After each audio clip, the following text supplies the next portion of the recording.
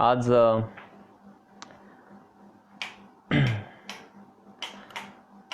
नवीन शैक्षणिक धोरणावरती मी काही एक भूमिका मांडेल।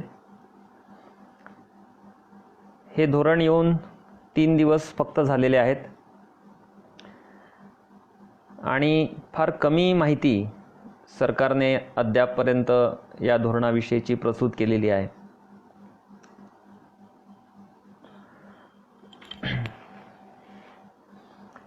त्यामुळे यापूर्वी या सरकारची काय धोरणं होती या पार्श्वभूमीवरती आपल्याला या नव्या धोरणाची चिकित्सा करावी लागणार आहे।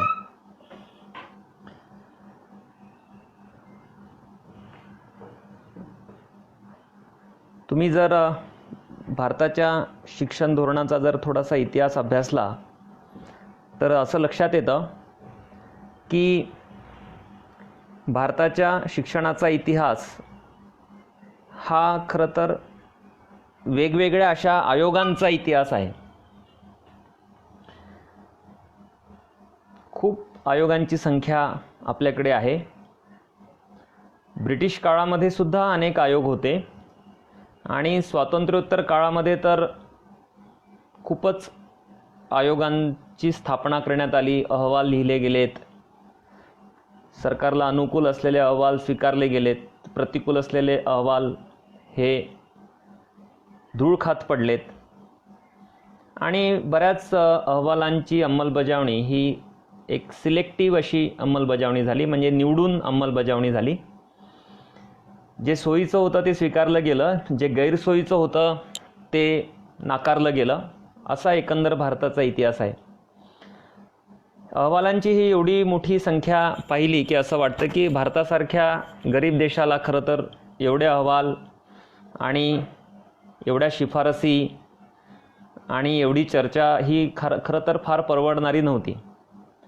राज्यघटनेमध्ये पुरेसे संदेश हे देण्यात आलेले होते, पुरेशा शिफारसी होत्या, पुरेशा काही तरतुदी होत्या। त्याची जरी नीट अंमलबजावणी केली असती तर एवढा अहवालांचा कल्लोळ हा गेल्या 70 वर्षांमध्ये करावा लागला नसता।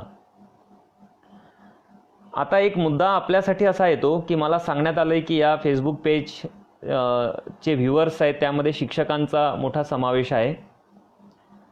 तर मध्यंतरी डॉक्टर अनिल सदगोपाल यांनी एक चर्चा सुरू केली भारतामध्ये। ती चर्चा अशी आहे की आपण शिक्षक म्हणून काम करत असताना किंवा विद्यार्थी पालक संशोधक म्हणून काम करत असताना किंवा किमान या देशाचे एक संवेदनशील सजग नागरिक म्हणून जगत असताना आपल्याला शासनाच्या अहवालांचं वाचन करता येतं का? एखादा अहवाल वाचणे म्हणजे तो आपल्याला तो समजतोच असं नाही किंवा तो अवगत होतोच असं नाही। अहवाल जे असतात ते वाचण्यासाठी किमान काही प्रकारची एक दृष्टी लागते, किमान काही प्रकारची तयारी लागते। स्वतःला घडवावं लागेल, स्वतःचं ट्रेनिंग करून घ्यावं लागेल, ज्या अन्वये आपल्याला अहवाल आणि अहवालांच्या मागे दडलेला अर्थ समजून घेण्याची एक पात्रता आपल्या अंगी येईल। आपण कविता वाचतो आणि असं समजतो की कवितेमध्ये जो अर्थ असतो तो लपलेला असतो, दडलेला असतो। 2 ओळींच्या मध्ये अर्थ दडलेला असतो, ओळींच्या मागे अर्थ दडलेला असतो आणि तो जाणून घेण्यासाठीचं एक किमान काही प्रकारचं औपचारिक अथवा अनौपचारिक प्रशिक्षण आवश्यक असतं। मग तुम्हाला कविता समजायला सुरुवात होते। तसंच अहवालांचं आहे। अहवाल जे असतात ते अहवाल हे लिहिले जातात आणि सर्व प्रकारचे अहवाल जे असतात, सर्व प्रकारचे जे डिबेट्स असतात, सर्व प्रकारची जी धोरणं असतात ती राजकीय असतात। त्याचं स्वरूप जे असतं ते राजकीय असतं।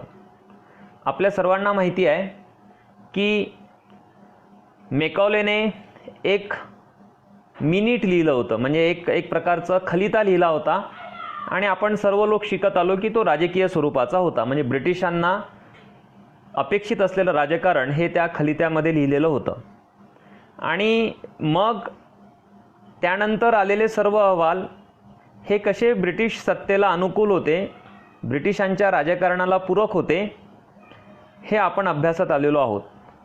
त्याचप्रमाणे स्वातंत्र्योत्तर काळातले सुद्धा जे अहवाल असतात किंवा जे आयोग असतात त्यांचं स्वरूप हे राजकीय असतं. राजकीय असतं याचा अर्थ असा नव्हे की अहवालांचे जो आशय आहे तो संपूर्ण राजकीय असतो किंवा आयोगांचे अध्यक्ष हे कुठल्या तरी राजकीय पक्षाचे सदस्य असतात असा अर्थ आपल्याला घेता येत नाही. तर अलीकडे राजकारणाचा एक अर्थ असा घेतला जातो की राजकारणामध्ये एक सत्ता ही दडलेली असते आणि सत्ता जी असते तिचे दोन रूप असतात. एक औपचारिक रूप असतं आणि एक अनौपचारिक रूप असतं. औपचारिक रूप आपल्याला जे दिसतं ते संसद वगैरे, विधिमंडळ, वेगवेगळे कायदे, न्यायालय यामध्ये सत्तेचं एक औपचारिक रूप दिसून येतं किंवा पोलीस यंत्रणा, सैन्य दलं यामध्ये सुद्धा एक विशिष्ट अशा प्रकारचं औपचारिक राजकारण असतं. देश, राष्ट्रवाद, राज्यघटना, कायदा हे झालं सत्तेचं औपचारिक रूप.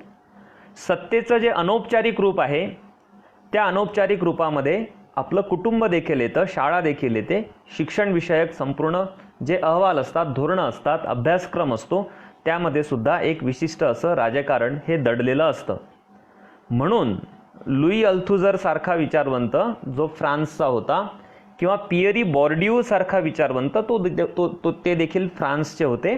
या विचारवंतांनी शाळेला एक राजकीय अशा प्रकारची यंत्रणा म्हटलेलं आहे. शाळा म्हणजे कुठलीही शिक्षण संस्था. आणि जर शिक्षणामध्ये राजकारण असेल, आयोगांमध्ये राजकारण असेल, त्यांच्या अहवालांमध्ये राजकारण असेल तर ते राजकारण जाणून घेण्याची पात्रता आपल्या अंगी यायला पाहिजे. मी तुम्हाला सरळ सरळ जसं गाईड असतं त्या गाईडप्रमाणे मी व्याख्यान देणार नाही की या अहवालामध्ये असं असं आहे, असं असं बरं आहे, असं असं वाईट आहे, हे धोक्याचं आहे.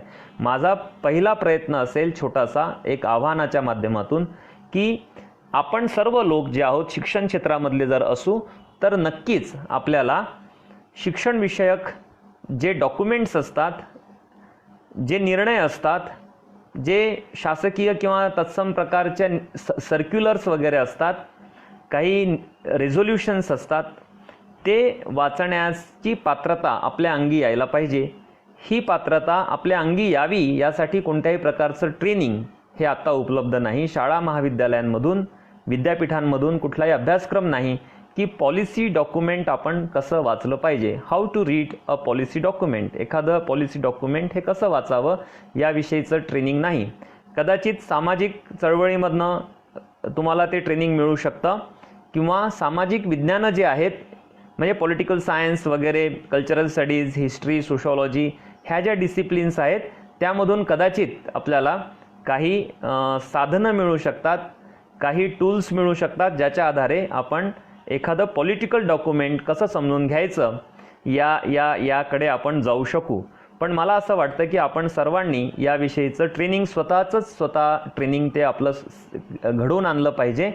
अन्यथा होईल असं की वृत्तपत्रांमधल्या बातम्या किंवा सोशल मीडियावरून आलेले वेगवेगळे जे संदेश असतात ते संदेश हे तुमचे गाईड बनतील, तुमचे मार्गदर्शक बनतील आणि ह्या अशा निनावी वगैरे आलेल्या विशिष्ट अशा कारणाने, विशिष्ट अशा प्रयोजनांनी जे प्रस्तुत केलेले जे संदेश असतात ते संदेश हे तुमचे स्वतःचे विचार बनतील. तुमचे विचार हे तुमचे स्वतःचे विचार बनणार नाहीत. म्हणून आपल्याला पॉलिसी डॉक्युमेंट जे आहे ते पॉलिसी डॉक्युमेंट वाचण्याची एक पात्रता आपल्या अंगी आली पाहिजे.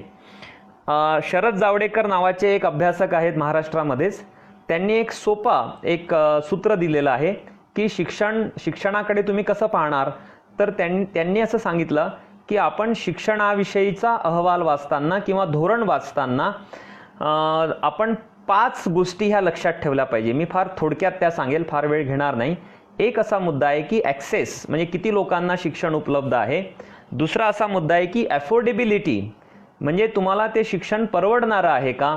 तिसरा जो मुद्दा आहे तो आहे की ते शिक्षण इक्विटेबल आहे का, म्हणजे त्याच्यामधनं समानता ही प्रस्थापित होईल का. चौथा जो मुद्दा आहे तो अकाउंटेबिलिटी म्हणजे एक प्रकारचं उत्तरदायित्व त्याच्यामध्ये दिसतंय का, की बेजबाबदारपणा दिसतो. आणि 5वा जो मुद्दा त्यांनी उपस्थित केला तो क्वालिटी, म्हणजे एक गुणवत्ता त्याच्यामध्ये आहे का. तर या 5 मुद्द्यांच्या आधारे खरं तर आपण कुठलंही शिक्षण धोरण, कुठलेही डॉक्युमेंट, पॉलिसी डॉक्युमेंट वाचू शकतो. ह्या निकषांच्या आधारे तपासता येईल की कुठलंही शासनाचं डॉक्युमेंट जे आहे ते डॉक्युमेंट हे उपयोगी आहे की ते विशिष्ट अशा वर्गाच्या हितासाठी केवळ निर्माण करण्यात आलेलं आहे. हे 5 जर मुद्दे लक्षात राहत नसतील तर मी थोडासा अधिक त्याचा संकोच केला आणि मला असं वाटतं की किमान 2 प्रश्न आपण कुठल्याही शासकीय किंवा कुठल्याही अशा प्रकारच्या डॉक्युमेंटला विचारता यायला आपल्याला पाहिजे. एक असा प्रश्न आपल्याला विचारता यायला पाहिजे की कुठलेही जे डॉक्युमेंट आहे त्या डॉक्युमेंट हे विशिष्ट अशा प्रकारच्या विचार प्रणालीने प्रभावित झालेलं असतं, विचार प्रणालीने बाधित असतं किंवा ते विचार प्रणालीचं वहन देखील करत असतं. आपण असं म्हणू शकत नाही की केवळ मेकॉलेच्याच मिनिटमध्ये वासातिक विचार प्रणाली होती आणि नंतरच्या सगळ्या अहवालांमध्ये अशा प्रकारची विचार प्रणाली नव्हती.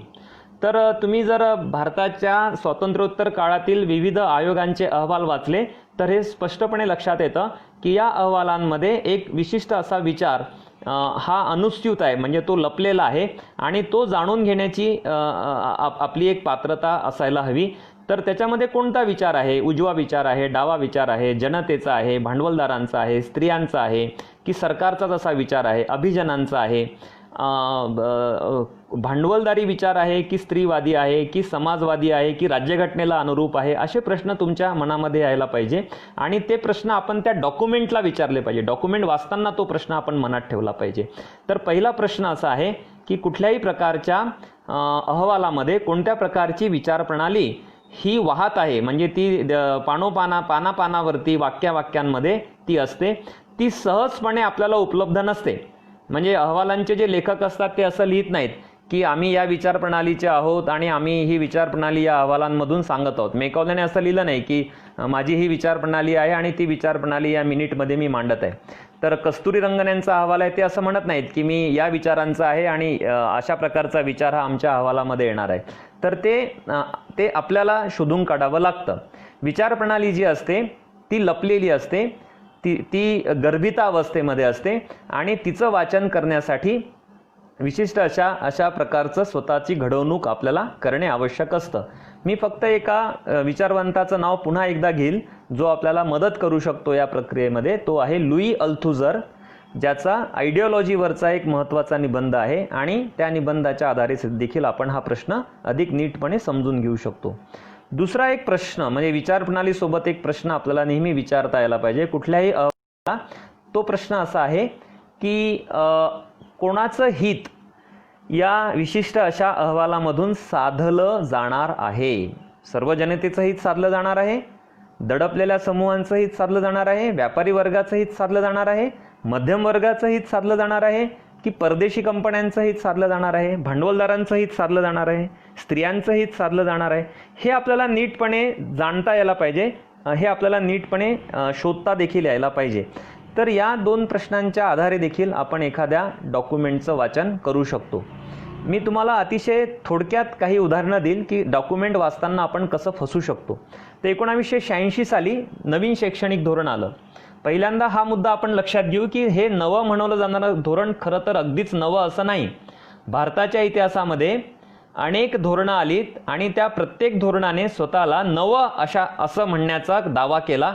आम्ही नवं धोरण आहोत किंवा सरकारने सांगितलं की हे नवं धोरण आहे आणि ते स्वीकारलं गेलं. तुम्ही 1986 राजीव गांधी हे पंतप्रधान होते आणि त्यांनी नवं शिक्षण धोरण हे जाहीर केलं. ते डॉक्युमेंट उपलब्ध आहे, त्याच्यावरचा डिबेट उपलब्ध आहे, थोडा वेळ काढून आपण वाचलं पाहिजे. आता प्रत्येक जिल्ह्यामध्ये एक जी नवोदय शाळा आलेली आहे ती नवोदय शाळा ही या न्यू एज्युकेशन पॉलिसीचा भाग म्हणून आलेली आहे आणि राजीव गांधींनी तेव्हा अशी एक भूमिका घेतली की ग्रामीण भागातले जे अभिजन होते, नव्याने शिकलेला जो वर्ग होता, एक प्रस्थापित वर्ग होता, छोटासाच वर्ग होता तो संख्येने, पण तो महत्त्वाचा होता राजकारणामध्ये. त्या वर्गाला आश्वस्त करण्यासाठी त्यांनी जिल्ह्यामध्ये एक अशा प्रकारच्या शाळेची रचना केली आता ही शाळेची रचना ही बिलकुल पर्याप्त नव्हती, पुरेशी नव्हती, कारण जिल्ह्यामध्ये एक शाळा सुरू करून आदर्श अशा स्वरूपाची रेसिडेन्शियल स्कूल आपण जिल्ह्यातल्या तमाम अशा विद्यार्थ्यांच्या शिक्षणाचा प्रश्न सोडवू शकणार नव्हतो. तरी देखील ते घडवून आणलं गेलं. आणि मी या नवोदय शाळांचा एक अभ्यासक राहिलेलो आहे आणि मी जेव्हा डॉक्युमेंट्स वाचले, डिबेट वाचला, तेव्हा माझ्या असं लक्षात आलं की आज जेवढं भरतं आलेलं आहे मध्यम वर्गाला, प्राध्यापकांना, शिक्षकांना, हे नवशैक्षणिक धोरणाच्या अतिशय मर्यादित अशा स्वरूपातल्या बातम्या वगैरे सारख्या त्रोटक साधनं उपलब्ध आहेत आता, तर तेवढं वाचूनच लोक मतं बनवायला लागलेत.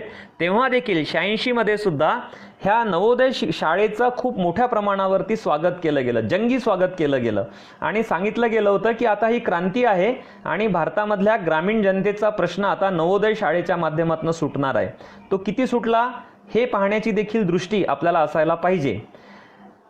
एक अभ्यासक नवोदय शाळा भारतामध्ये आल्यानंतर लगोलग ते आलेले होते भारतामध्ये. ते MIT ही जी एक मोठी अतिशय प्रतिष्ठित संस्था आहे अमेरिकेमधली, तिथून ते आलेले होते. त्यांचं नाव आहे मायरन विनर आणि ते आले, 1 वर्ष ते भारतामध्ये राहिले. त्यांनी खूप मुलाखती घेतल्या, खूप दौरे केले, संसदेमध्ये बसून डिबेट ऐकला, खासदारांना भेटले, त्यांच्या मुलाखती घेतल्या आणि त्यांनी एक पुस्तक लिहिलं. त्या पुस्तकाचं शीर्षक आहे the child and the state in India. हे पुस्तक इंटरनेटवरती उपलब्ध आहे, तुम्ही सहजपणे याला मिळवू शकता आणि वाचू शकता. मला असं वाटतं की कोणत्याही देशाचं धोरण समजून घेण्यासाठी आपल्याला काही पुस्तकं वाचावे लागतात आणि त्यामध्ये भारतातलं जर आपल्याला शिक्षण धोरण समजून घ्यायचं असेल तर आपण the child and the state in India हे पुस्तक नक्कीच वाचलं पाहिजे. आंतरराष्ट्रीय पातळीवरती गौरव झालेलं हे पुस्तक आहे.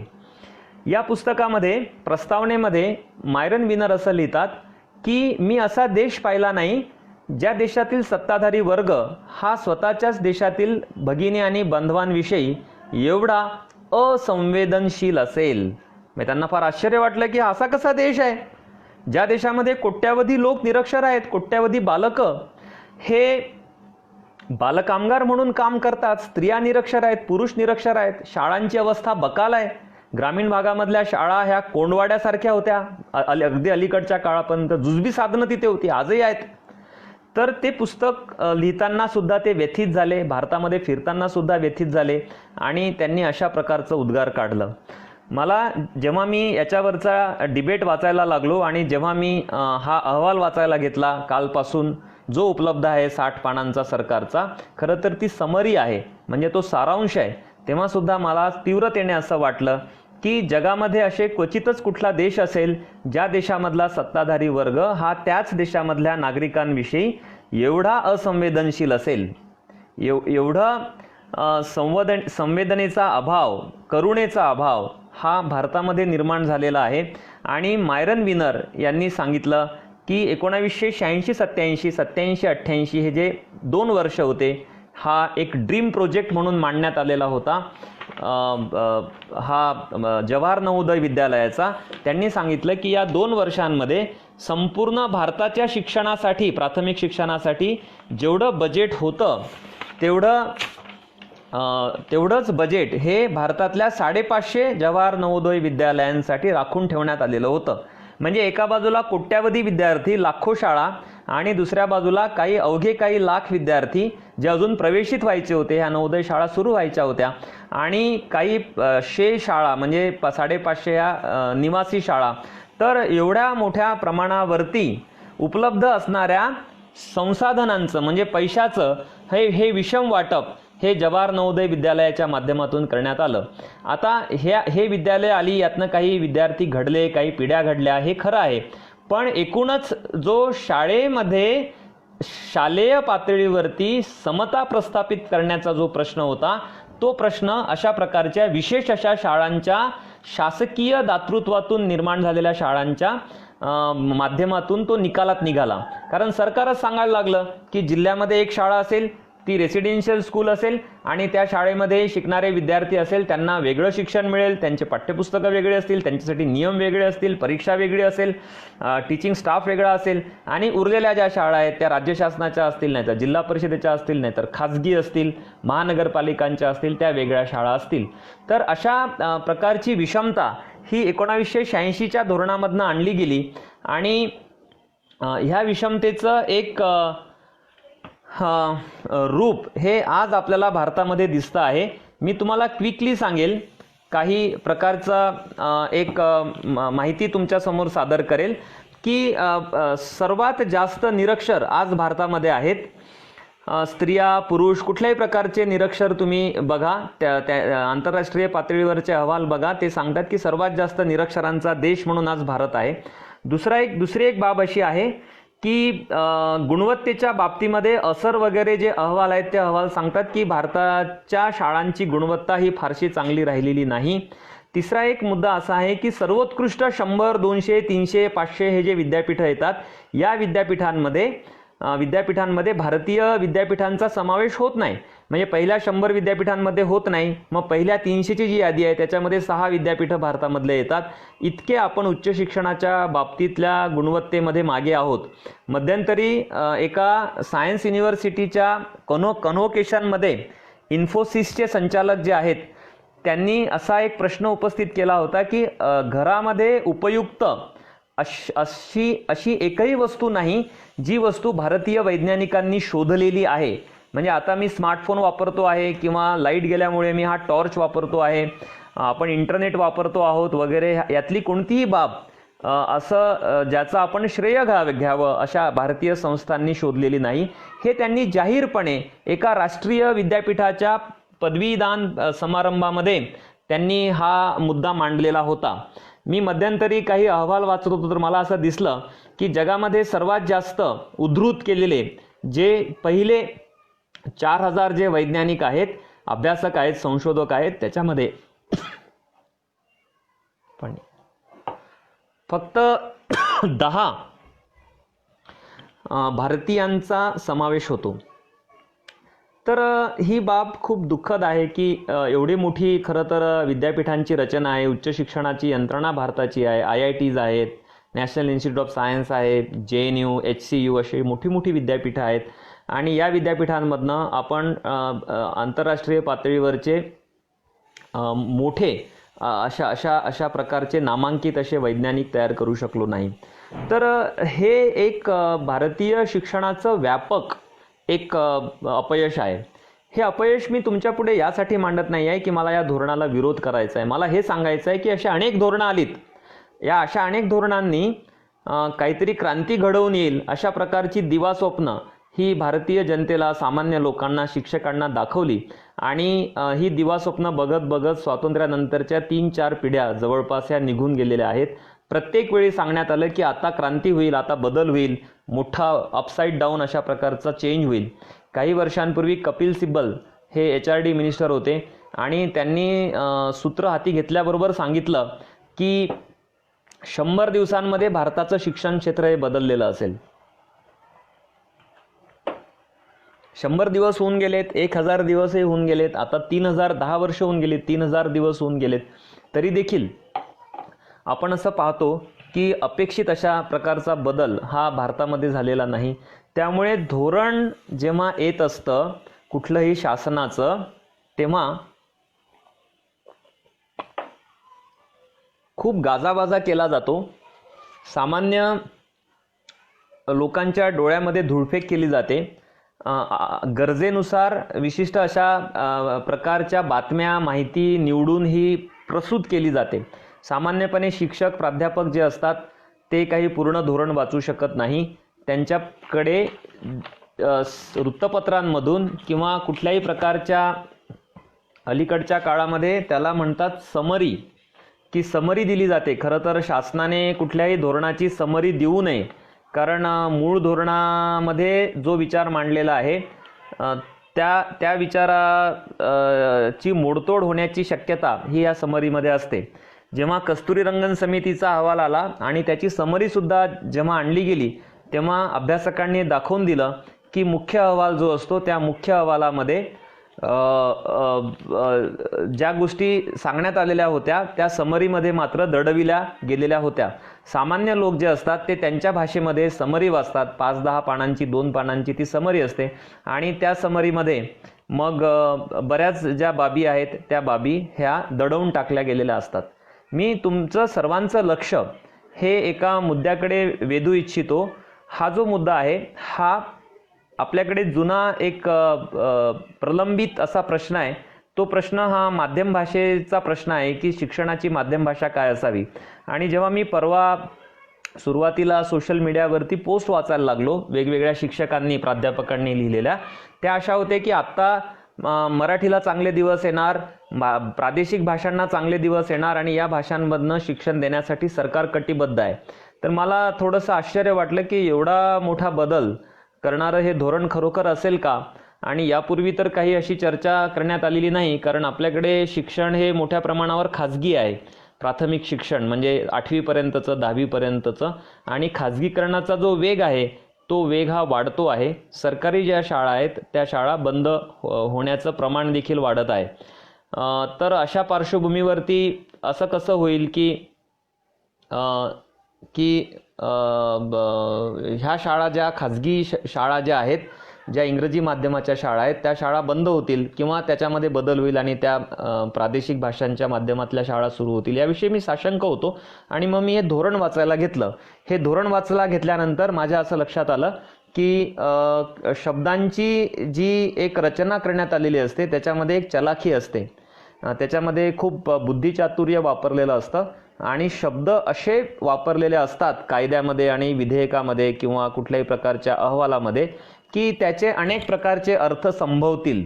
आता मी तुमच्यासमोर 2 वाक्य इंग्रजीमधले वाचेल, तुम्ही ते थोडेसे काळजीपूर्वक ऐका आणि मी त्याचा मराठीत देखील अर्थ सांगेल.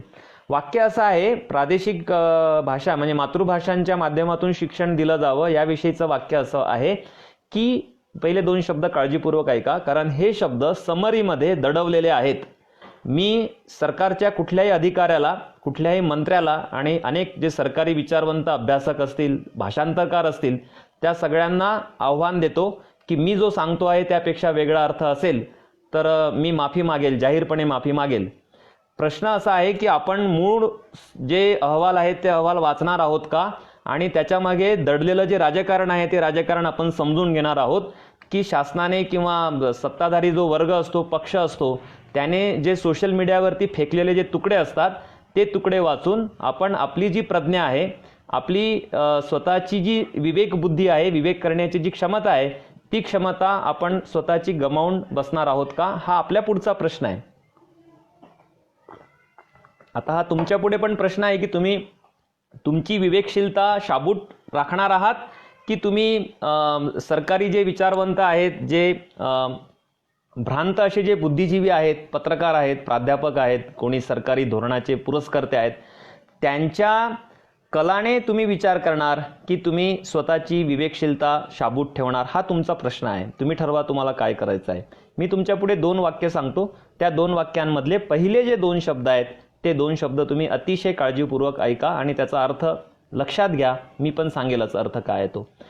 वाक्य असं आहे, मूळ धोरणाचं मी धोरणामधलं वाक्य सांगतो आहे, शासनाच्या धोरणामधलं जाहीर करण्यात आलेल्या डॉक्युमेंटमधलं वाक्य आहे.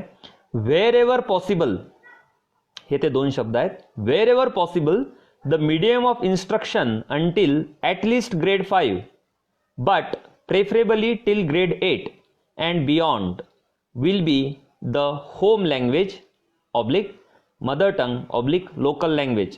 Therefore the home local language shall continue to be taught as a language wherever possible. हे ते 2 वाक्य आहेत. ह्या 2 वाक्यांची पहिल्या वाक्याचा सुरुवात हे wherever possible या 2 शब्दांनी झाली आणि दुसऱ्या वाक्याचा शेवट wherever possible असा झाला. आता भारताचा जो सर्वात कळीचा प्रश्न आहे, मी शिक्षण प्रश्नाचा अभ्यास हा गेल्या 20 वर्षांपासून करतोय.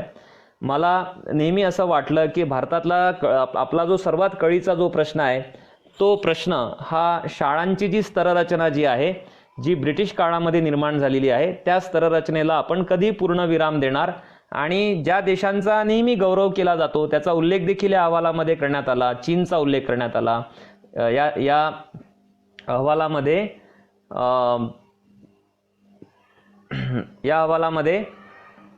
दक्षिण कोरियाचा उल्लेख करण्यात आला. या अहवालामध्ये इंग्लंडचा उल्लेख करण्यात आला, जपानचा उल्लेख करण्यात आलेला आहे. हे असे अनेक जे अहवाल आहेत, या अहवालांमध्ये हे उल्लेख आपल्याला दिसतात.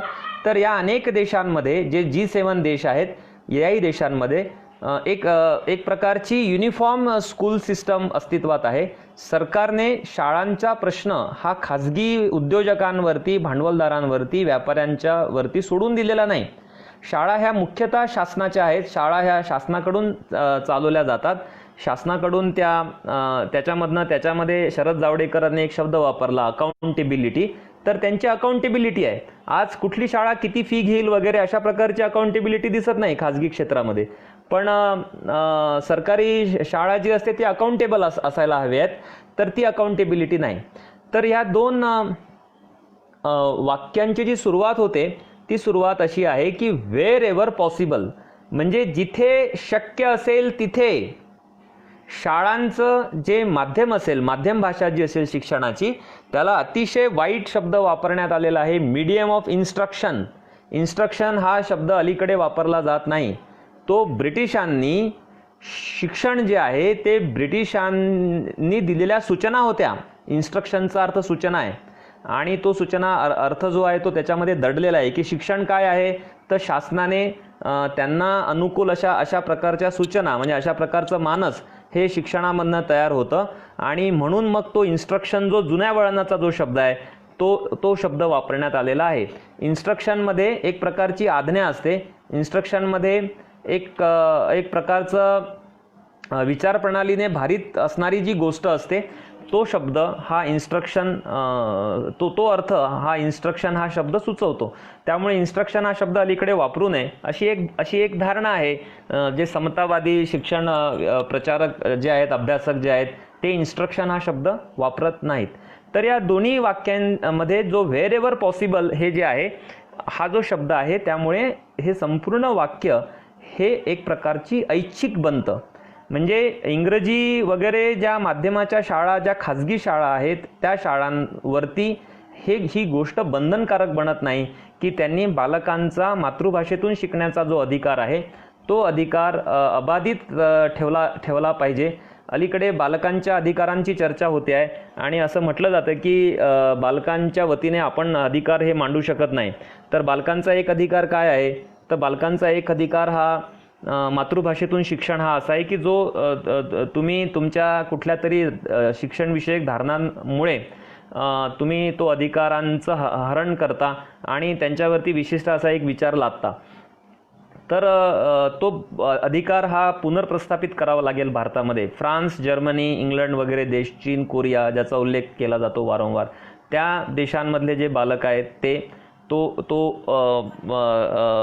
हक्क खरं तर ते एन्जॉय करतात. फिनलँडसारखा देश आहे, छोटासा देश आहे, तर त्या देशामधल्या बालकांना हा हक्क प्रदान करण्यात आलेला आहे.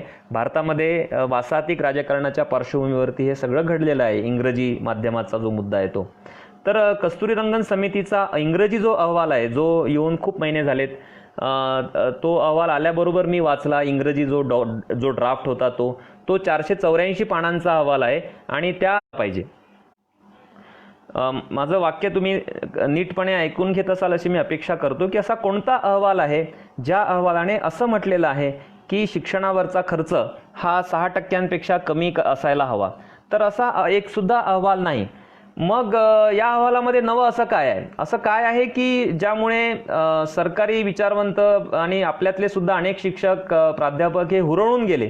त्यांना असं वाटायला लागलं की खूप मोठा बदल हा शिक्षण क्षेत्रामध्ये होईल आणि आता 6% खर्च सरकार करणार आहे. तर शरद जावडेकर हे जे अभ्यासक आहेत त्यांनी मोदी सरकारच्या 5 वर्षांच्या बजेटचा अभ्यास सादर केलेला आहे. त्यांनी एक पुस्तिका लिहिलेली आहे. ही पुस्तिका तुम्हाला सहजपणे उपलब्ध होईल. समाजवादी शिक्षक सभेकडनं ती तुम्हाला उपलब्ध होऊ शकते. तर या अहवालामध्ये या बजेटमध्ये कुठल्याही बजेटमध्ये आणि प्रत्यक्ष जो खर्च आहे तिथे भारतातल्या गेल्या 5 वर्षांमध्ये, आणि आपण त्या तर्काच्या आधारे म्हणू शकतो की मागच्या वर्ष जे 6वं वर्ष आहे, या 6व्या वर्षामध्ये सुद्धा ज्या सरकारने गाजत वाजत हा अहवाल आणला आणि 6%चं सगळी घोषणा केली, तर या कुठल्याही 5 वर्षांमध्ये हे जे काही 5%चा जो मुद्दा आहे 6% खर्च करण्याचा जो मुद्दा आहे तो खर्च हा करण्यात आलेला नाही आहे. मग कशाच्या आधारे आपण असं म्हणणार आहोत की सरकार हे 6% खर्च करणार आहे? उलट या गेल्या 5 वर्षांमध्ये म्हणजे केंद्रामध्ये जे सरकार आहे, केंद्र सरकार, आणि महाराष्ट्रामध्ये जे सरकार होतं मागचं 5 वर्षांमधलं, या सर्व 5 वर्षांमध्ये केंद्रात आणि महाराष्ट्रामध्ये किती हजार शाळा प्रत्येक राज्यामध्ये बंद करण्यात आलेला आहे याची माहिती आता हळूहळू उपलब्ध होत आहे. महाराष्ट्रामध्ये काही हजार शाळा ह्या बंद करण्यात आलेल्या आहेत. त्यामुळे खर्च वाढवण्याचा तर मुद्दाच येत नाही आहे. उलट वर्ल्ड बँकेपासून सर्व आंतरराष्ट्रीय संस्थांचं प्रेशर आहे भारतावरती की त्यांनी खर्च कमी करावा आणि शाळासुद्धा बंद कराव्यात. या 60 पानांच्या डॉक्युमेंटमध्ये खूप वेळा मी ते मोजलं वाचण्याच्या प्रक्रियेमध्ये की क्वालिटी हा जो शब्द आहे हा शब्द 128 वेळा वापरलेला आहे. हा एक अंतर्विरोध असतो, तो आपल्या जगण्यातून येतो की आपण शाळेमधनं पोषण होईल असा आहार देत नाही मुलांना. तुम्ही माहिती घ्या जगभरातल्या आहार तज्ज्ञांची की काय नेमकं लहान मुलांना अपेक्षित आहे. त्याचा अंशसुद्धा खरं तर या पोषण आहारामधून दिला जात नाही. अंडी द्यायला हवी आहेत असा मुद्दा आलेला होता. तर आम्ही अंडी खात नाही, आम्ही शाकाहारी आहोत. तर किती शाकाहारी लोक चोरून मटण आणि अंडी खातात याची यादी आपण स्वतः जर केली तर एक मोठी यादी आपली तयार होईल. तर असं असताना सुद्धा गरीब जे लोक आहेत आपल्याकडे, शेड्यूल कास्ट्स आहेत, शेड्यूल ट्राईब्स आहेत, मायनॉरिटीज आहेत, अशा अनेक प्रकारचे खरं तर समूह आहेत भारतामध्ये. OBC आहेत, NT आहेत, हे शब्द तुम्ही ऐकले असतील. तर ह्या सगळ्यांमध्ये मोठा गरीब स्तर आहे आणि त्या विद्यार्थ्यांना तो पोषण आहार दिला जाणार होता. त्याचं जे बजेट आहे सुरुवातीला 6,000 कोटी रुपयांचं होतं. त्याविषयी खूप वाद झाले, भ्रष्टाचार झाला आणि कुठल्याही शाळेमधून पोषण आहार हा दिला जात नाही. आमची दोन्हीही मुलं ही सरकारी शाळेमध्ये शिकतात आणि त्यांचा आहार मी पाहिला, तो बिलकुल पोषण आहार नाही. म्हणजे ज्यामधून पोषण होणार नाही तिथे पोषण हा शब्द वापरलेला आहे. आणि आपल्या शालेय शिक्षणामध्ये गुणवत्ता नाही म्हणून वारंवार गुणवत्ता हा शब्द वापरला जातो. जी गोष्ट नाही आहे तिचा उल्लेख करायचा म्हणजे ती असल्याचा भास आपल्याला तयार होतो. सर्व महाविद्यालयं आणि विद्यापीठं आता नॅकने दर्जा असे मिळवलेले आहेत असं आपल्याला दिसतं. पण आंतरराष्ट्रीय पातळीवरती पाहिलं तर ते कुठे आहेत हे आपल्याला भिंगाने शोधावं लागेल. तर 128 वेळा का वापरला 60 पानांमध्ये शब्द क्वालिटी? तुम्ही अमेरिकेचं, फिनलँडचं एज्युकेशनल डॉक्युमेंट बघा, ते क्वालिटी शब्दाविषयी बोलत नाहीत. त्यांच्यामध्ये गुणवत्ता ही असतेच, ती अशी 128 वेळा वापरून ती गुणवत्ता येत नसते. पण ही एक प्रकारची धूळफेक ही या सगळ्या याच्यामध्ये केली जाते. या अहवालामध्ये खूप मोठ्या प्रमाणावरती डिस्टन्स लर्निंग विषयी म्हटलेलं आहे. सरकारने यापूर्वी स्वयं वगैरे सारखे प्लॅटफॉर्म्स काढलेले आहेत. आता सर्व प्रकारचे कोर्सेस ऑनलाईन व्हायला लागलेले आहेत आणि ऑनलाईन एक्झाम, ऑनलाईन एज्युकेशन याच्याविषयीचा मोठा गाजावाजा केला जातो आहे. पण भारताची तुम्ही स्थिती बघा.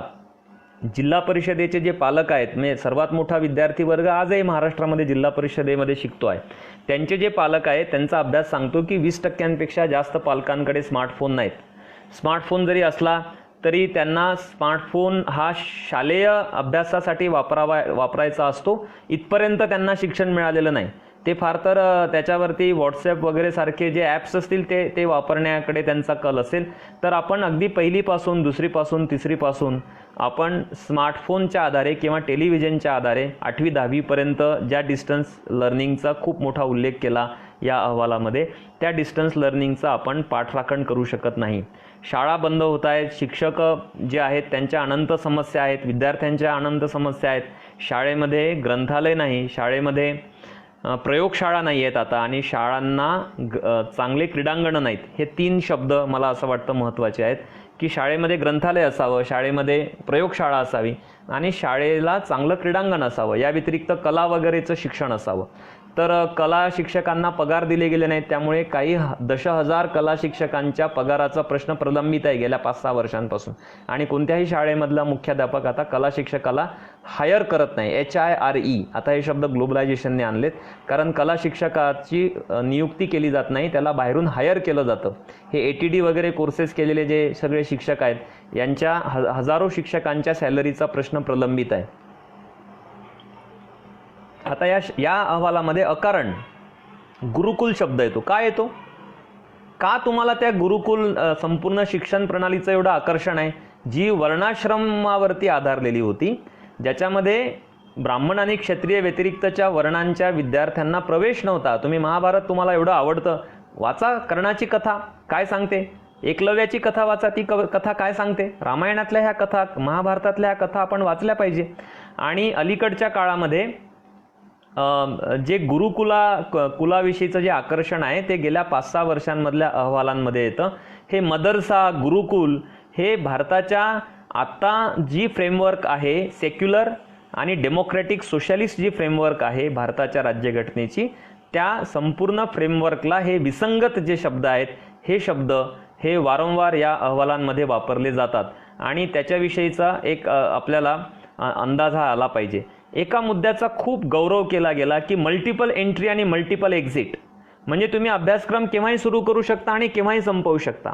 उदाहरण देऊन सांगतो की इंजिनिअरिंगचा विद्यार्थी असेल, तो फर्स्ट इयरला जर आला आणि काही कारणास्तव जर त्याला सेकंड इयरला प्रवेश घेता आला नाही, तर सरकारचा हा अहवाल असं म्हणतो की त्याला सर्टिफिकेट कोर्स द्या. त्याने सेकंड इयर पूर्ण केलं, थर्ड इयर पूर्ण केलं, फोर्थ इयर पूर्ण करता आलं नाही, तर त्याला डिप्लोमा कोर्स केल्याचं प्रमाणपत्र द्या. तर हे जे केव्हा पण एंट्री करता येईल, केव्हा पण एक्झिट करता येईल, तर हा प्रश्न आहे की विद्यार्थी एक्झिट का होतात.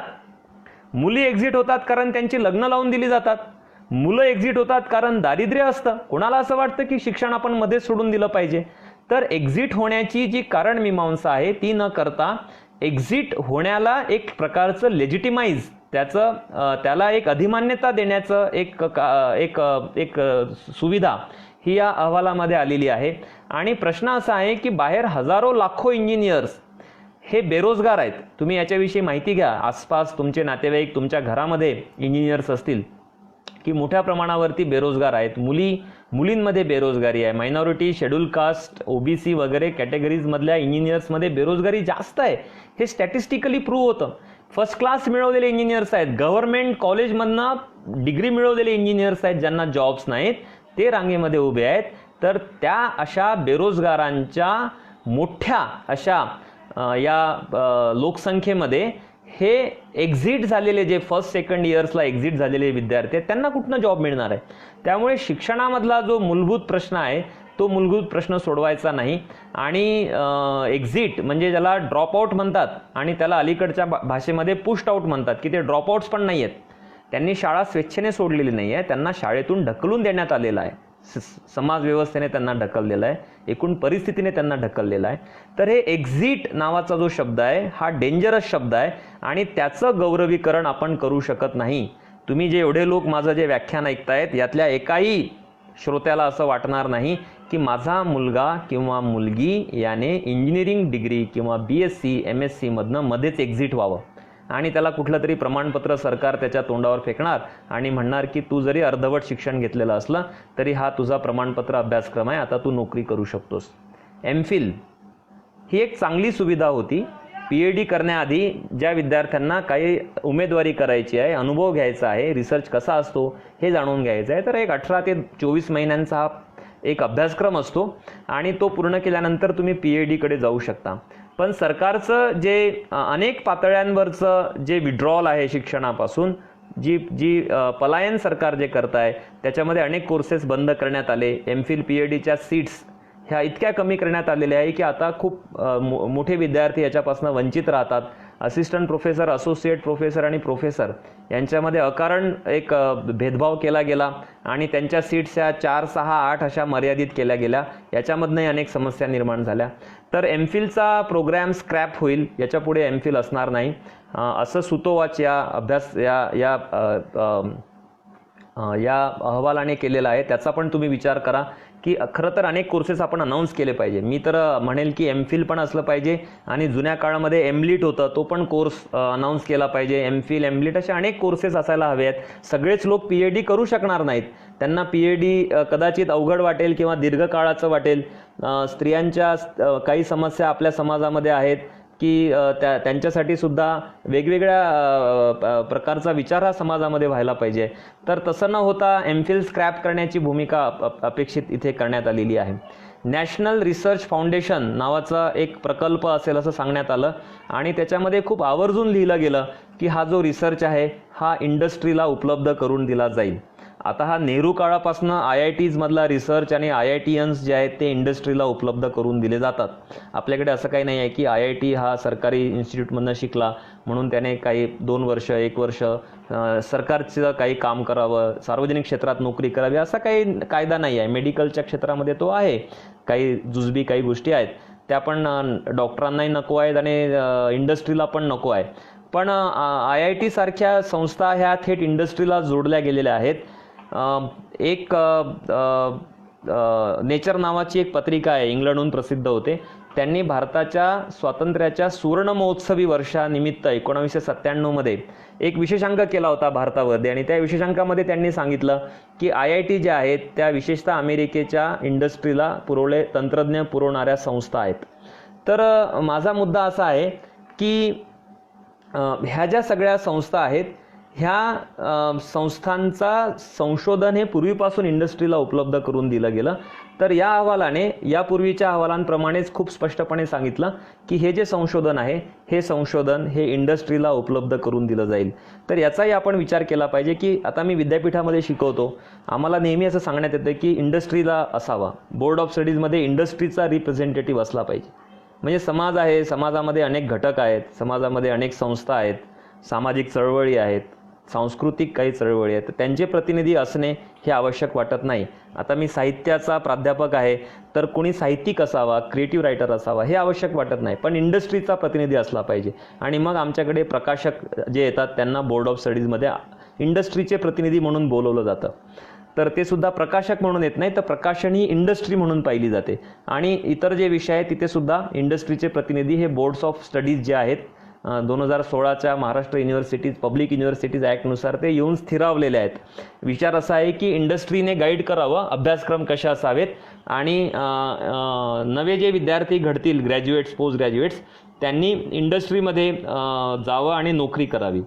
तर याचा तुम्ही विचार करा की इंडस्ट्रीला एवढं जोरदार जे लिंक असते अहवालांमधून ती का निर्माण करण्यात येते. आता एक मुद्दा याच्यामध्ये खूप वारंवार मांडला गेला या 60 पानांमध्ये, तो स्कूल कॉम्प्लेक्सचा आहे. हे कस्तुरीरंगन समितीमध्ये पण आहे, महाराष्ट्र सरकारने पण याच्याविषयी विचार केला की आहे त्या शाळा जर छोट्या असतील, त्याच्यामध्ये जर विद्यार्थी नसतील तर त्या शाळांचं काय करायचं. तर हा अहवाल, ज्या अहवालावर मी बोलतो आहे, हा 60 पानांचा अहवाल HRD मिनिस्ट्रीने प्रस्तुत केलेला, याच्यामध्ये त्यांनी सांगितलं की 1,19,000 शाळा ह्या सिंगल टीचर स्कूल्स आहेत आणि त्यातल्या 94,000 शाळा ह्या प्राथमिक शाळा आहेत. म्हणजे हे सरकारच्याकडे डेटा उपलब्ध आहे की किती शाळा ह्या सिंगल टीचर स्कूल्स आहेत, किती शाळांमध्ये 30 विद्यार्थ्यांपेक्षा कमी विद्यार्थी असलेल्या शाळा किती आहेत. तर एकूण शाळांमध्ये भारताच्या जो डेटा आहे 16-17चा, म्हणजे अगदी 2 वर्षांपूर्वीचा डेटा आहे, त्याच्यामधल्या एकूण शाळांपैकी 28% पब्लिक स्कूल्स, ह्या 28% शाळांमध्ये 30 विद्यार्थ्यांपेक्षा कमी विद्यार्थी आहेत. हे मी सांगत नाही आहे, ज्या अहवालावर मी बोलतो आहे, ज्याला तुम्ही नवे शैक्षणिक धोरण म्हणताय त्याच्यावरही चर्चा आहे, सरकारने याला न्यू एज्युकेशन पॉलिसी म्हटलेलं आहे. या डॉक्युमेंटमध्ये हे सांगण्यात आलं की एकूण शाळांपैकी 28% पब्लिक स्कूल्समध्ये 30पेक्षा कमी विद्यार्थी आहेत. आता मी मध्यंतरी द हिंदूमध्ये एक आर्टिकल वाचलं, 6 अभ्यासकांनी सेन्सस डेटाचा अभ्यास करून ते आर्टिकल लिहिलं आणि सांगितलं की भारतामध्ये 5 ते 14, 17 या वयोगटामधल्या शालाबाह्य विद्यार्थ्यांची संख्या ही 8 कोटी आहे. मला खूप आश्चर्याचा धक्का बसला की एवढी तर संपूर्ण इंग्लंडची लोकसंख्या नाही, जर्मनीच्या लोकसंख्या एवढा ही फिगर आहे की आपल्याकडे 17 वर्षांच्या एकूण बालकांपैकी 8 कोटी. म्हणजे माझा अजूनही खरं तर विश्वास बसत नाही आहे. पण द हिंदूमध्ये सेन्सस डेटा अभ्यासून 5 अभ्यासकांनी एकत्रित लिहिलेला हा लेख आहे. तर 8 कोटी हा खूप मोठा आकडा आहे. तर मग तुमच्याकडे जर 28% पब्लिक स्कूल्समध्ये 30 विद्यार्थ्यांपेक्षा जर कमी विद्यार्थी असतील, तर हे जे बालकामगार आहेत, ज्यांनी शाळा सोडून दिलेली आहेत, हे मुलं आपल्या अवतीभोवती आहेत. हे जर खरं असेल, हा जर लेखामध्ये दिलेला डेटा, सेन्सस डेटा जर खरा असेल, तर आपले जे शाळेमधले जे मुख्याध्यापक जो अहवाल देतात की शालाबाह्य एकही मूल हे आमच्या त्रिज्येमध्ये नाही, आमच्या गावामध्ये नाही, हे अहवाल खोटे आहेत. मग आता जर 30 विद्यार्थ्यांपेक्षा कमी असलेल्या शाळांचं एकूण शाळांच्या रचनांमध्ये 28% जर ह्या शाळा असतील, तर ह्या शाळा बंद करण्यात याव्यात असं हा अहवाल सुचवतो. मी पुन्हा माझं वाक्य सांगतो की एकूण ज्या पब्लिक स्कूल्स आहेत त्या पब्लिक स्कूल्सपैकी 28% स्कूल्स शाळामध्ये 30 विद्यार्थ्यांपेक्षा कमी विद्यार्थी आहेत. सबब ह्या शाळा चालवणे हे व्यवहार्य नाही आहे आणि म्हणून ह्या शाळा बंद केल्या पाहिजे. मग ह्या शाळा बंद करायच्या म्हणजे काय करायच्या, तर अशा छोट्या छोट्या शाळांचं एक कॉम्प्लेक्स तयार करायचं, एक संकुल तयार करायचं आणि मग हे जे विद्यार्थी आहेत हे या संकुलामध्ये शिकतील. आता ऐकायला हे किती गोंडस वाटतं. तुम्ही जर भाबडेपणाने हा अहवाल वाचला तर तुम्हाला ही गोष्ट जी आहे ही खूप गोड वाटेल, खूप त्याच्यामध्ये एक प्रकारचा समाजहित दडलेला आहे असं वाटेल. पण तुम्ही जर असा विचार करत असाल नाही, तर आत्ता ज्या उपलब्ध ज्या स्कूल्स आहेत पब्लिक स्कूल्स, त्याच्यापैकी त्या शाळांपैकी 28% शाळा ह्या बंद होऊ शकतात आणि स्कूल कॉम्प्लेक्सच्या नावाखाली काय होईल मला माहिती नाही. RTचं व्हायलेशन होईल, कारण 3-5 किलोमीटर्सच्या हद्दीमध्ये प्राथमिक माध्यमिक 1 किलोमीटरपासून उपलब्ध करून देण्याविषयी RT वचनबद्ध आहे. पण मग स्कूल कॉम्प्लेक्स हा किती अंतरावर असेल. सरकार म्हणतं की आम्ही बसेस उपलब्ध करून देऊ, तर एवढी संवेदनशीलता भारताच्या राज्यकर्त्या वर्गामध्ये आहे का. जपानमध्ये एक मुलीसाठी एक ट्रेन कित्येक वर्षही धावली. सरकारने सांगितलं की जोपर्यंत ही मुलगी तिचं शिक्षण पूर्ण करत नाही तोपर्यंत त्या गावाला ही ट्रेन जाईल. तर ती अख्खी ट्रेन, ट्रॅक, स्टेशन जिवंत ठेवलं गेलं आणि त्या मुलीचं शिक्षण झाल्यानंतरच ते बंद केलं गेलं. याच्याविषयीची माहिती, व्हिडिओज इंटरनेटवरती उपलब्ध आहे, तुम्ही शोधा आणि बघा. तर आपल्याकडे असं होत नाही. नांदेड जिल्ह्यामध्ये बसेस होत्या शाळांना पाठवण्यासाठी, पण उमरी नावाच्या तालुक्यामध्ये बसेसला ह्या मुली आणि मुलं अशी लोंबकळायची आणि ती खिडकीमधून मागच्या त्या एक्झिट जे असतं त्याच्यामधनं प्रवेश करायची आणि एक मुलगी पडली आणि ड्रायव्हरने बस सुरू केली आणि मागचा गिअर टाकला आणि त्या मागच्या चाकाच्या खाली चिरडून ती मुलगी मेली. ती 7 वर्षांची मुस्लिम समाजाची मुलगी होती. हे यासाठी मी सांगतोय की कुठला समाज यातनं भरडला जातो याची तुम्हाला कल्पना यावी. तर स्कूल कॉम्प्लेक्समध्ये जेव्हा शाळा ही लांब जाईल आत्ताच्या शाळेपासून, तेव्हा RTचं व्हायलेशन होईल. ते व्हायलेशन संसदेमध्ये या अहवालाला मान्यता देऊन करण्यात येईल आणि कुठल्याही प्रकारची वाहनं हे उपलब्ध जर नसतील तर मुलींच्या शिक्षणाच्या बाबतीत नवे प्रश्न तयार होतील. तर असे अनंत प्रश्न खरं तर उपस्थित होऊ शकतात. माझ्याकडे वेळ कमी आहे, तुमच्याकडेही वेळ कमी आहे, त्यामुळे मी आता इथे थांबतो आणि जर काही प्रश्न असतील तर प्रातिनिधिक रूपामध्ये मी काही प्रश्नांची उत्तरं देण्याचा प्रयत्न करेल. तुम्ही सर्वांनी ऐकून घेतल्याबद्दल सर्वांचे आभार. आणि हा जो उपक्रम आहे सुंदर माझी शाळा, या उपक्रमाचे जे संयोजक आहेत त्या संयोजकांचेही मी आभार मानतो. काही प्रश्न आलेले आहेत असं दिसतंय.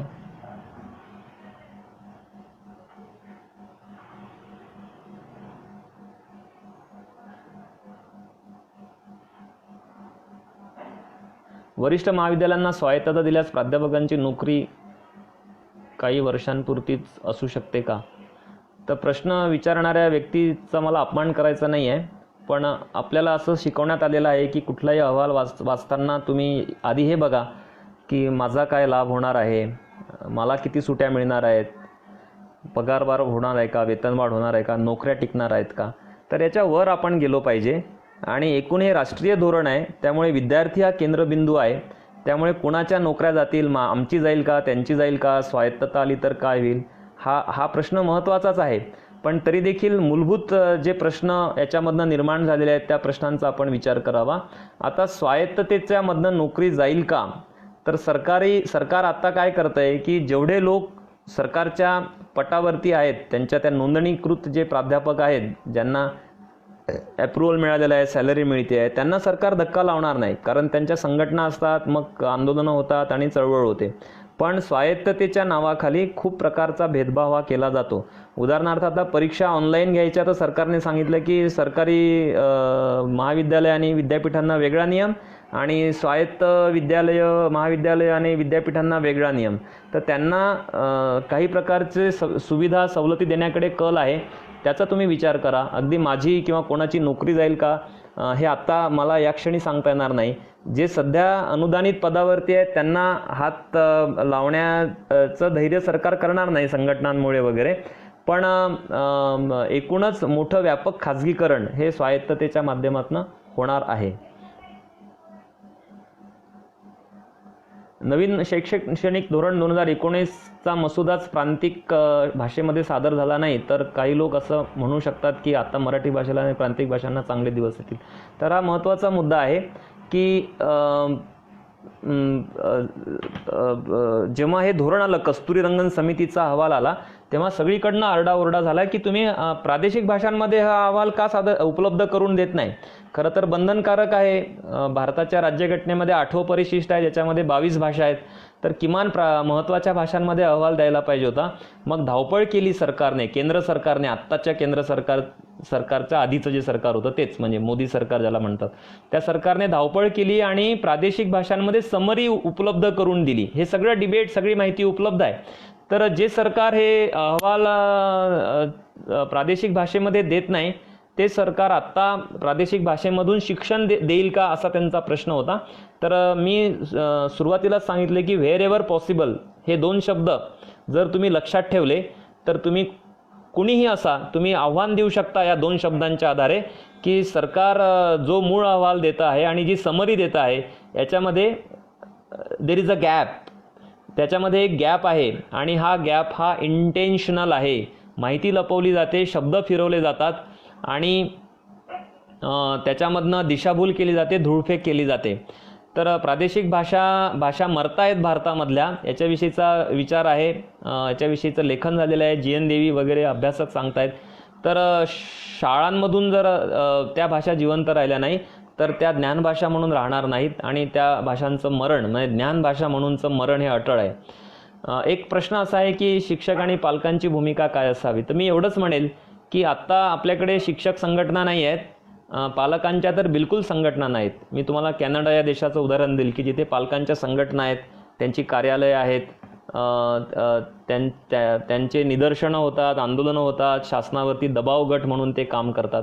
तर आपल्याकडे शिक्षकांच्या संघटना तर आहेत पण पालकांच्या संघटना नाहीत ही वस्तुस्थिती आहे. तर मला असं वाटतं की पालकांनी सुद्धा संघटित व्हायला पाहिजे. आता काही लाख विद्यार्थ्यांच्या परीक्षांचा प्रश्न लोंबकळलेला आहे महाराष्ट्रामध्ये. 10 ऑगस्ट ही तारीख दिलेली आहे कोर्टाने.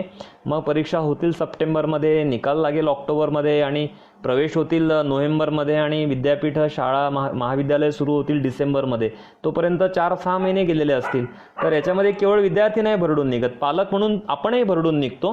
तर पालकांच्या पण संघटना असाव्यात आणि पालकांना पण भूमिका ही भारतामध्ये असली पाहिजे. एक प्रश्न आहे की जास्तीत जास्त लोकांपर्यंत ही सत्यता कशी पोहोचवता येईल, हे धोरण रोखण्यासाठी काय करता येईल. तर मी सुरुवात केली होती की धोरण राजकीय असतं तर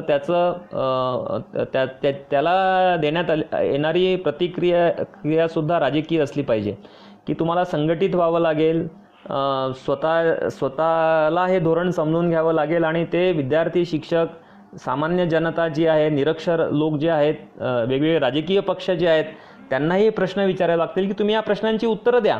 केवळ तुम्ही निवडून आलेला आहात, संसदेमध्ये तुम्ही बहुमताने विराजमान आहात याचा अर्थ भारतीय नागरिकांना प्रश्न विचारण्यापासून कोणीही रोखू शकत नाही.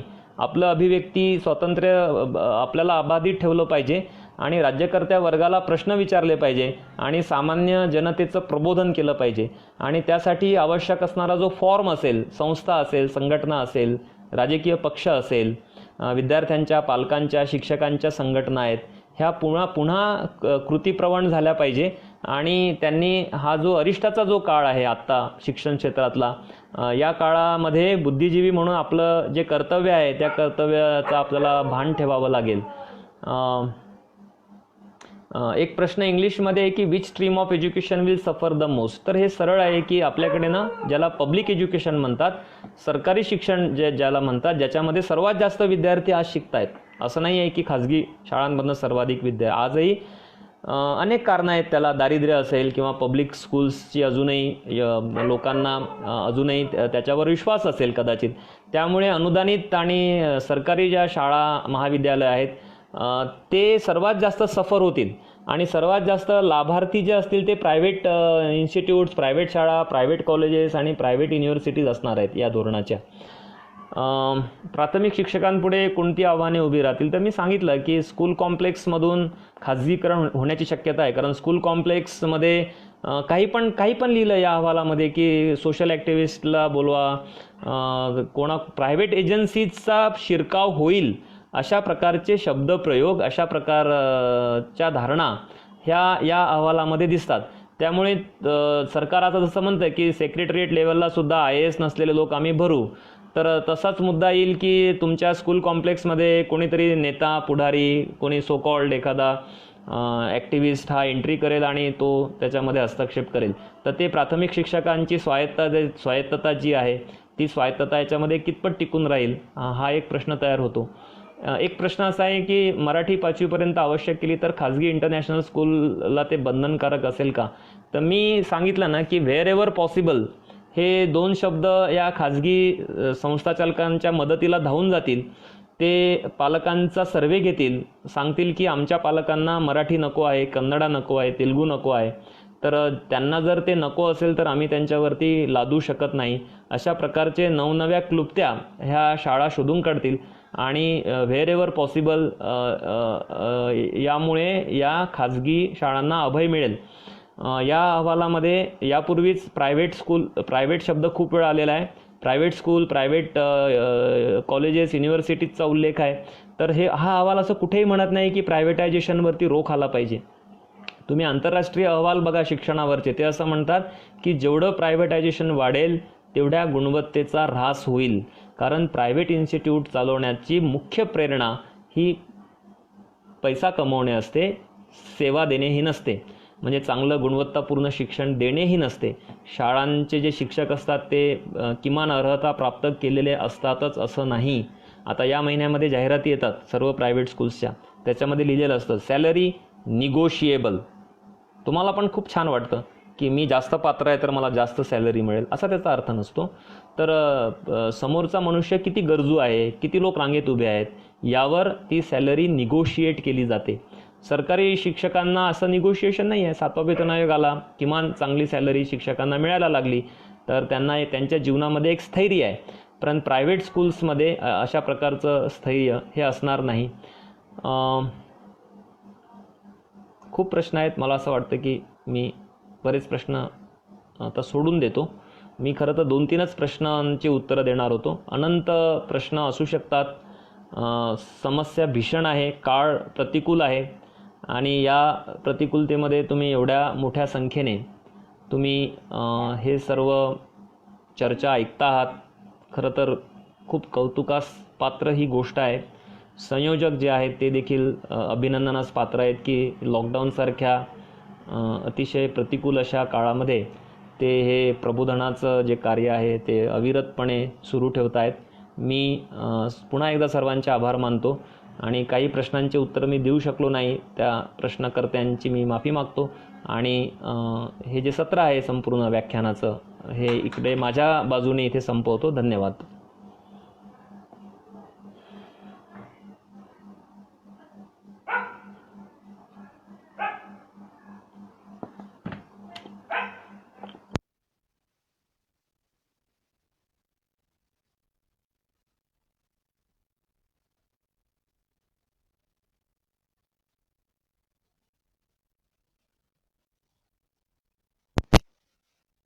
भीतीमुळे थोडा आवाज वाढतो बोलतो.